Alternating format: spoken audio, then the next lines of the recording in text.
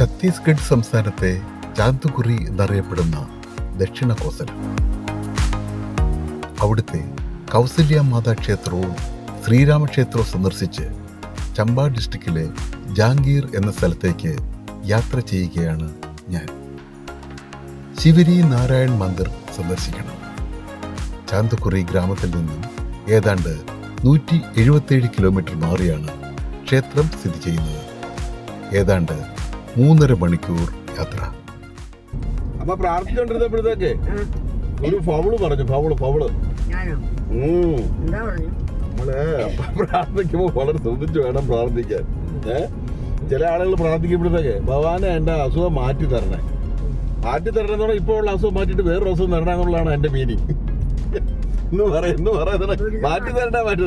അപ്പൊ പറഞ്ഞ മോന്റെ ദുരിതം മാറണം, ജീവിതം മാറ്റണം എന്നുള്ളത്.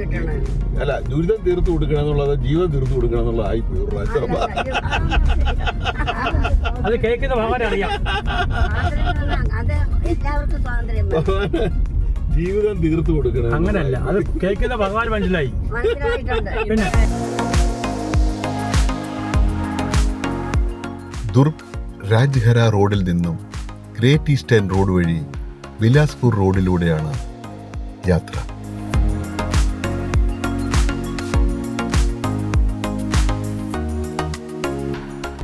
ഓരോ അമ്മമാര് പേന പൂജിക്കാനുണ്ട്. ഭഗവാനെ എന്റെ ആ മോൻ പഠിച്ചതെല്ലാം വരണേന്ന്. ഇപ്പൊ അവിടെ അങ്ങനല്ല, നല്ല ക്വസ്റ്റ്യൻ വരണേ, എല്ലാം അറിയാവുന്ന ക്വസ്റ്റ്യൻ വരണേന്ന്. എല്ലാം അറിയാവുന്ന ക്വസ്റ്റ്യൻ വരണേന്ന്. അപ്പൊ കൊച്ചു എന്ന് നോക്കിയപ്പോ എല്ലാം അറിയാവുന്ന, പക്ഷെ അവൻ എഴുതാനൊന്നും അറിയില്ല. അവനൊന്നും പഠിച്ചിട്ടില്ല.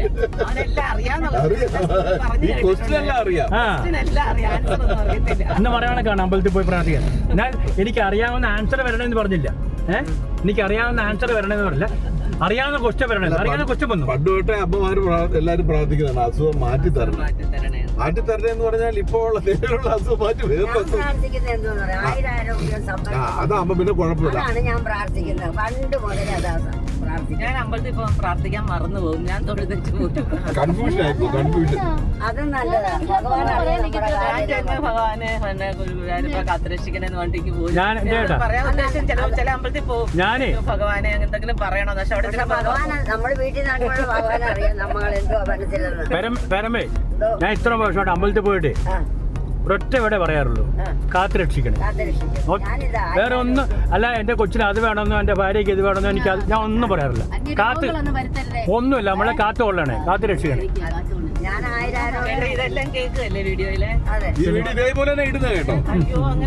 ഇതിനകത്തൊരു മാറ്റം വരുന്നതാണ് ഈ വീഡിയോ ഇടുന്നത്. അതാണ് ഈ വീഡിയോയുടെ പ്രത്യേകത. ഒന്നും അറിയാത്തതൊന്നും അല്ലല്ലോ ആ വീഡിയോയുടെ നമ്മുടെ മനസ്സിലാ ഭഗവാൻ ഇരിക്കുന്നത്. നമ്മുടെ മനസ്സാണല്ല. നമ്മള് തെറ്റുകൾ ചെയ്യാത്ത മനുഷ്യരില്ല. പക്ഷെ എന്നാലും അത് സത്യവും ധർമ്മമായിട്ട് ജീവിക്കുക. പറഞ്ഞില്ലേ, താൻ ചെയ്യും കർമ്മങ്ങൾ താൻ അനുഭവിച്ചു, നിരന്തരം അനുഭവിച്ചു. നമ്മള് ചെയ്യുന്ന കർമ്മങ്ങൾ നമ്മുടെ തലയിൽ തന്നെ വരും. ആർക്കും മാക്സിമം ആർക്കും ഉപദ്രവം ചെയ്യാതെ അതെ ജീവിച്ചു പോവുക. നമ്മളെ കൊണ്ടാവുന്ന ചെയ്തു കൊടുക്കുക. എന്തെങ്കിലും സഹായങ്ങൾ ചെയ്യാൻ പറ്റുന്നുണ്ടെങ്കിൽ ചെയ്തു കൊടുക്കുക. അത്രയും ചെയ്യുക. മനുഷ്യത്വം ഇതൊക്കെ ഉണ്ടെങ്കിൽ നമ്മുടെ ജീവിതം സുരക്ഷിതമാണ്. അച്ഛനും അമ്മയും ചെയ്യുന്ന കർമ്മഫലമാണ് മക്കൾ അനുഭവിച്ചത്. അത് 7 തലമുറകൾക്ക് വരുന്ന വിശ്വാസം പറയുന്നത്. ചേട്ടാ, അതെ, ഈ ഫിലോസഫി അല്ല, ഈ ഫിലോസഫി പണ്ടായിരുന്നു. ഇപ്പം എന്താ താൻ ചെയ്യും. നമ്മളിപ്പോ ചെയ്യാൻ നമുക്ക് ഇന്നല്ല നാളെ എന്തെങ്കിലും സംഭവിക്കും. അവരവർക്ക് തന്നെ കിട്ടും. പണ്ടായിരുന്നു. അതും കിട്ടും. അത് ഭൂമി ജനിച്ചു എന്നവർ എന്തറിയാം? അവരെന്ത് തെറ്റ് ചെയ്തു? ഒന്നുമില്ല. അവരവർ ചെയ്തതിന് അവരവർക്ക് കിട്ടും. അത് ഇന്നലെ ഈശ്വരവാദമാണ് സംസാരിക്കുന്നത്. ഈശ്വരവാദികളുടെ കാര്യമല്ല പറയുന്നത്. ഈശ്വരവാദികളുടെ കാര്യമാണ് സംസാരിച്ചുകൊണ്ടിരിക്കുന്നത്. ശരി, ഈശ്വര വിശ്വാസത്തിൽ അത് പറയുന്നുണ്ട്. അതാണ് നമ്മൾ പറയുന്നത്. നിരീശ്വരവാദത്തിലാണ് അത് പറയുന്നത്. ഈ പറയുന്നുണ്ട്, അതിനെ ഫോളോ ചെയ്യുന്നവരാണ് ഞങ്ങള്. മുഞ്ചമ്മത്ത് ചെയ്യുന്ന കർമ്മഫലങ്ങളാണ് നമ്മൾ ഈ ജന്മത്തെ അനുഭവിക്കുന്നത്. പേരമ്മേ അവനവന്റെ മനസ്സിൽ തോന്നും ചെയ്യുക. മനസ്സ് ശുദ്ധമായിരിക്കണം. അല്ലാതെ ഇപ്പൊ ഒരാൾ അടിച്ചേൽപ്പിക്കാൻ ഒക്കില്ല ഒരു കാര്യം. ഒക്കത്തില്ല. ഇല്ല, അവനവന് തോന്നുന്ന കാര്യങ്ങൾ ചെയ്യുക. നമ്മൾ ചെയ്യുക. അതിപ്പോ അവന്റെ രീതി അതായിരിക്കും. അത് ഹോബി ഇതെല്ലാം അത് കേൾക്കട്ടെ, അത് കഴിയുമ്പോ അല്ല ഞാനേ അല്ല പെരമേ ഞാൻ എപ്പോഴും പറയാറുണ്ട് നമ്മുടെ ഒരു മിനിറ്റ് ചർച്ചകൾ വേണ്ട, അവർക്ക് അല്ല സന്തോഷം അല്ല നമ്മുടെ ക്ഷേത്ര സംബന്ധമായ കാര്യങ്ങൾക്ക് പോകുമ്പോൾ പെരമേ അതിനകത്ത് തിരിച്ചു നമ്മുടെ പറയേണ്ട കാര്യമില്ല. ഈ കൈവിരൽ 5 എണ്ണമാണ്. 5 വിരലും 5 ടൈപ്പാ അതെ അല്ലയോ? പക്ഷെ ഈ 5 കൂടെ ചേർന്നാലേ എന്തെങ്കിലും ചെയ്യാനൊക്കത്തുള്ളൂ. അതെ, അല്ലാതെ 2 വിരൽ മാറ്റിയിട്ട് 3 വിരലോട്ട് ചെയ്യാൻ നോക്കില്ല. ചെയ്യാൻ പറ്റത്തില്ല. ഇല്ല. അപ്പൊ നമ്മളിപ്പോ 5 പേരുണ്ട്, 6 പേരുണ്ട്.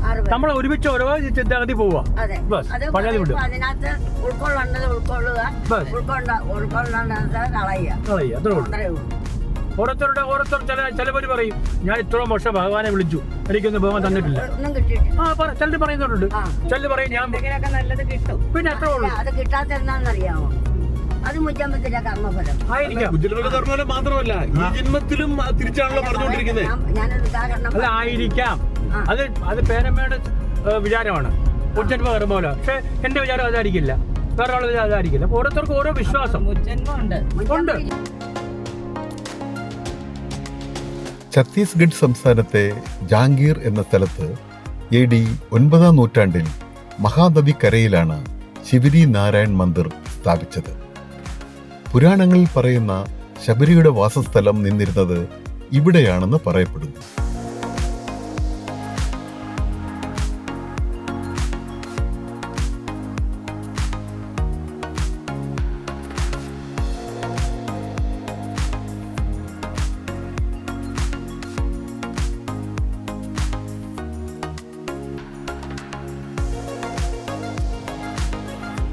ഇന്നും പരിഷ്കാരം ഒട്ടും തൊട്ടു തീണ്ടിയിട്ടില്ലാത്ത തനി നാടൻ ഗ്രാമം. മഹാനദി റിവറിന് മുകളിലുള്ള നീണ്ട പാലത്തിലൂടെയാണ് യാത്ര. വീതിയേറിയ നദിയിൽ നല്ല തെളിഞ്ഞ ജലം. പാലത്തിന് സമാന്തരമായി റെയിൽവേ ലൈൻ നീണ്ടു പോകുന്നുണ്ട്. മത്സ്യബന്ധനം നടക്കുന്നതായി കാണുന്നില്ല. മറുകരയിൽ ഒരു ആർച്ച് കാണാം, ഒരു വനത്തിലേക്ക് കയറുന്നത് പോലെ.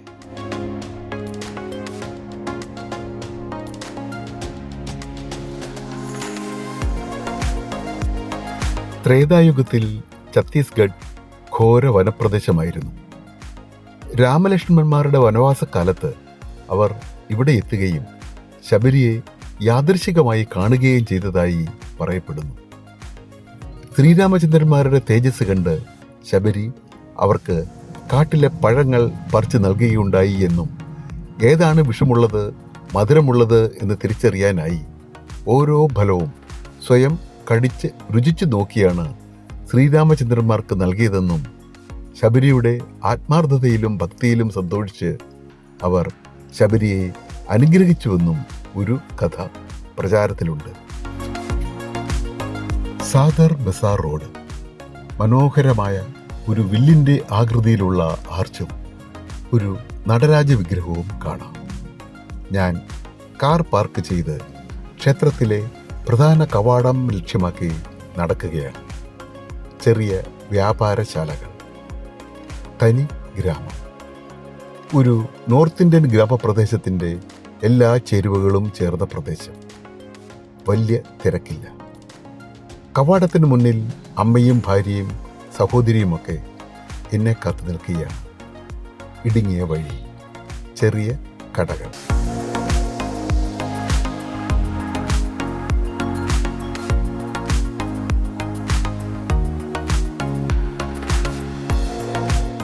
വീഥി പല പല വർണ്ണങ്ങളുള്ള തുണികളാൽ അലങ്കരിച്ചിരിക്കുന്നു. പശുക്കളും നായ്ക്കളുമൊക്കെ സർവ്വ സ്വാതന്ത്ര്യത്തോടെ അവിടെ നിൽപ്പുണ്ട്. ശിവരി നാരായൺ മന്ദിറിന്റെ മഠത്തിലേക്കുള്ള ദിശാ ബോർഡ് കാണുന്നു. അതൊരു ആശ്രമമാണ്. മഠവുമായി ബന്ധപ്പെട്ട ആശ്രമം. ഞങ്ങൾ ഉള്ളിലേക്ക് കടന്നു. മഞ്ഞയും ഓറഞ്ചും വെളുപ്പും നിറങ്ങളിൽ മനോഹരമായി അലങ്കരിച്ചിരിക്കുന്നു. നേരെ കാണുന്നതാണ് ശിവരി നാരായൺ മന്ദിർ. മഠത്തിൽ കയറിയിട്ട് ക്ഷേത്രത്തിൽ കയറാമെന്ന് ഉണ്ണികൃഷ്ണൻ പറഞ്ഞതനുസരിച്ച് ഞങ്ങൾ മഠത്തിലേക്ക് കയറി.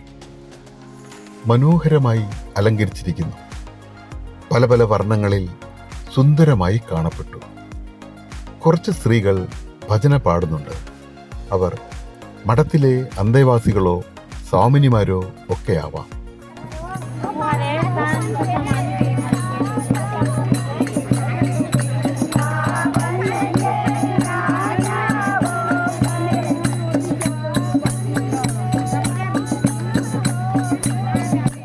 ഒരു വേദി പുഷ്പവിധാനങ്ങളാലും മറ്റും നന്നായി അലങ്കരിച്ചിരിക്കുന്നു.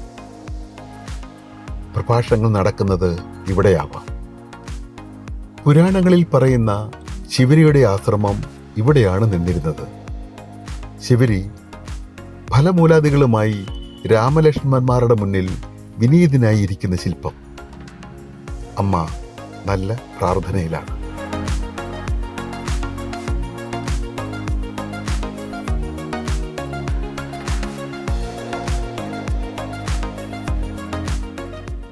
പൂർവാചാര്യന്മാരുടെ പാദുകങ്ങൾ അവിടെ പ്രത്യേകമായി സൂക്ഷിച്ചിരിക്കുന്നു.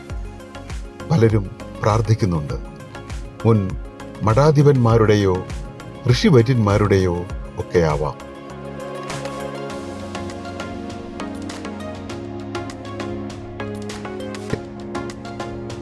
ശിവരി നാരായണൻ മന്ദിറിന്റെ മകുടമാണ് കാണുന്നത്. ഞങ്ങൾ പ്രധാന കവാടത്തിലൂടെ അകത്തേക്ക് കടന്നു. പൂർണ്ണമായും കരിങ്കല്ലിൽ തീർത്ത ക്ഷേത്രമാണിത്. വിഷ്ണു ക്ഷേത്രം. മാഘപൂർണിമ ദിവസം ഇവിടെ വലിയ വിശേഷമാണ്. പൗരാണികത നിറഞ്ഞ ശാന്തമായ അന്തരീക്ഷം. മനോഹരമാണ് നിർമ്മാണ ശൈലി. ഉയരം കുറഞ്ഞ മന്ദിരങ്ങൾ, ശ്രീകോവിലുകൾ എല്ലാം കരിങ്കല്ലിലാണ് നിർമ്മിച്ചിരിക്കുന്നത്. ഒരു ഗുഹാക്ഷേത്രത്തിന് സമാനമാണ് ക്ഷേത്രത്തിനുൾവശം. ഒരേ വളപ്പിനുള്ളിലാണ് ശിവരി നാരായൺ ടെമ്പിളും ചന്ദ്രചൂഡ ക്ഷേത്രവും സ്ഥിതി ചെയ്യുന്നത്. ശിവരി നാരായണൻ വിഷ്ണു ക്ഷേത്രമാണ്. AD 9ാം നൂറ്റാണ്ടിൽ പണി കഴിച്ചതാണിതെന്ന് ആർക്കിയോളജിക്കൽ സർവേ ഓഫ് ഇന്ത്യ സൂചിപ്പിച്ചിട്ടുണ്ട്. ചന്ദ്രചൂഡ ക്ഷേത്രം ശിവക്ഷേത്രമാണ്. അത് 12ാം നൂറ്റാണ്ടിലാണ് പണി കഴിച്ചത്. ചന്ദ്രചൂഡ ക്ഷേത്രത്തിലെ തെക്കേ ഭിത്തിയിലെ നാഗരി ലിപിയിലുള്ള എഴുത്തിൽ നിന്നും മനസ്സിലാവുന്നത് 919ാം നൂറ്റാണ്ടിൽ കൽക്കുറി കാലത്താണ് നിർമ്മിച്ചത് എന്നാണ്. ആ കാലഘട്ടത്തിൽ തന്നെയാണ് ദുർഗാക്ഷേത്രവും ഈ വളപ്പിനുള്ളിൽ നിർമ്മിച്ചത്. അമാൻ ദേവ് രാജാവിൻ്റെ അനന്തരവൻ വിക്കാന ദേവ് നിർമ്മിച്ചതാണ് ദുർഗാക്ഷേത്രമെന്ന് കാണുന്നു. ക്ഷേത്രത്തിനോട് ചേർന്ന് തന്നെ ഒരു ഗോശാലയും ആശ്രമവും ഉണ്ട്. നല്ല ശാന്തമായ അന്തരീക്ഷം, നേരിയ തണുപ്പ്. ഇടയ്ക്കിടയ്ക്ക് നേർത്ത കാറ്റ് തലോടി കടന്നു പോകുന്നു. ശ്രീകൃഷ്ണന്റെ ബാല്യം മുതലുള്ള സംഭവങ്ങൾ അവിടെ പ്രദർശിപ്പിച്ചിട്ടുണ്ട്.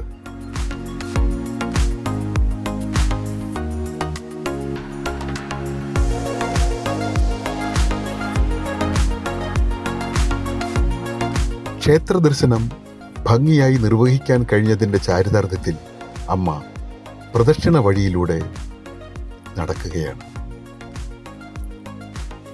പ്രപഞ്ച പൊരുൾ തേടിയുള്ള മനുഷ്യയാത്രയ്ക്ക് മനുഷ്യജന്മത്തോളം തന്നെ പഴക്കമുണ്ട്.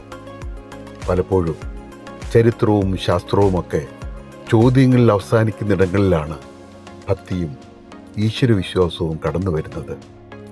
ആദിയും അന്ത്യവും അനന്ത നിഗൂഢതയിൽ ഒളിച്ചിരിക്കുന്നിടത്ത് ആശ്വാസമാകുവാൻ ഭക്തിക്ക് കഴിയുന്നുവെങ്കിൽ അതൊരു വലിയ കാര്യമല്ലേ?